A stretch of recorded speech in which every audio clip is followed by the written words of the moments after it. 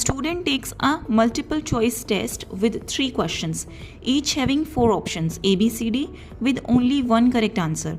What is the probability that the student guesses and gets exactly 2 answers correct?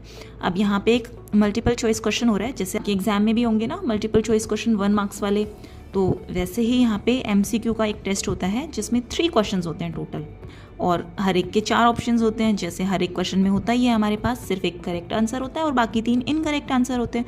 अब इस student की probability बतानी है कि उसको एग्जैक्टली 2 आंसर करेक्ट मिले। अब जैसे देखो, मैं पोस्ट डालती हूँ तो आप डेली आंसर करते हो, आपकी कितनी प्रोबेबिलिटी आती है, आप कितने उनमें से करेक्ट कर पाते हो, या फिर आप नहीं करते हो उनका आंसर। अगर आप उनके आंसर्स नहीं करते हो तो डेली किया करो, ओके। पोस्ट सेक्शन में जाके वहाँ पे मैं डेली अपलोड करती हूँ आपके लिए प्रैक्टिस क्वेश्चन MCQ टाइप, जिससे आपकी साथ साथ में प्रैक्टिस होती रहे, तो आप वो भी चेक किया करो। और शॉर्ट्स में भी डालती हूँ मैं क्वेश्चंस, वहाँ पे भी आप कमेंट करके आंसर किया करो, ओके। तो यहाँ पे हम देखते हैं इस बच्चे की क्या प्रोबेबिलिटी आती है।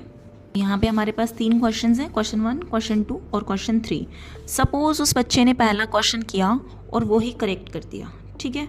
फिर वो सेकेंड क्वेश्चन पे जाता है, तो सेकेंड क्वेश्चन को या तो वो करेक्ट कर सकता है या तो वो इनकरेक्ट कर सकता है, ठीक है। अब अगर मान लीजिए उसने सेकेंड क्वेश्चन को भी करेक्ट कर दिया, तो थर्ड क्वेश्चन को भी वो या तो करेक्ट कर सकता है या तो इनकरेक्ट कर सकता है। और अगर उसने सेकेंड क्वेश्चन को इनकरेक्ट किया होगा तो थर्ड क्वेश्चन को वो करेक्ट या इनकरेक्ट, दोनों पॉसिबिलिटीज़ हैं, ठीक है। ऐसे ही अगर उसने फर्स्ट क्वेश्चन को मान लेते हैं इनकरेक्ट किया होगा, तो सेकेंड क्वेश्चन को करने के पास उसके 2 चांसेस हैं, या तो वो करेक्ट करेगा या तो वो इनकरेक्ट करेगा। अगर उसने सेकेंड क्वेश्चन को करेक्ट किया तो थर्ड क्वेश्चन को भी वो या तो करेक्ट करेगा या तो इनकरेक्ट करेगा। अगर उसने सेकेंड क्वेश्चन को इनकरेक्ट किया तो थर्ड क्वेश्चन को वो करेक्ट या इनकरेक्ट दोनों कर सकता है। ये तो हो गया हमारा ट्री डायग्राम, ठीक है। 2 ही तो ऑप्शंस होते हैं ना, या तो सही होगा या तो सही नहीं होगा, ओके। अब इनकी प्रोबेबिलिटीज़ क्या क्या होंगी, देखो 4 ऑप्शंस हैं, 4 ऑप्शन में से उसका एक ऑप्शन करेक्ट होने के कितने चांस हैं, 1, और टोटल चांस हमारे पास 3 है।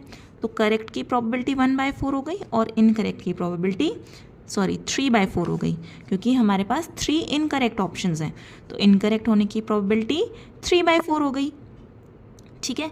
अच्छा, आप जब भी यहाँ पे लिखो ना तो ऐसे चेक कर सकते हो आपने सही लिखा है या नहीं। जब भी हम इन प्रोबेबिलिटीज़ को ऐड करेंगे ना तो हमारा आंसर हमेशा 1 आना चाहिए। तो देखो 1/4 + 3/4, 1 आ रहा है ना, 1/4 + 3/4 4/4 हो जाएगा, विच इज़ इक्वल्स टू 1। तो यहाँ पे हमने प्रोबेबिलिटी सही ली है। प्रोबेबिलिटीज़ जितनी भी होती हैं उनका सम हमेशा आप करोगे 1 ही आएगा, ठीक है।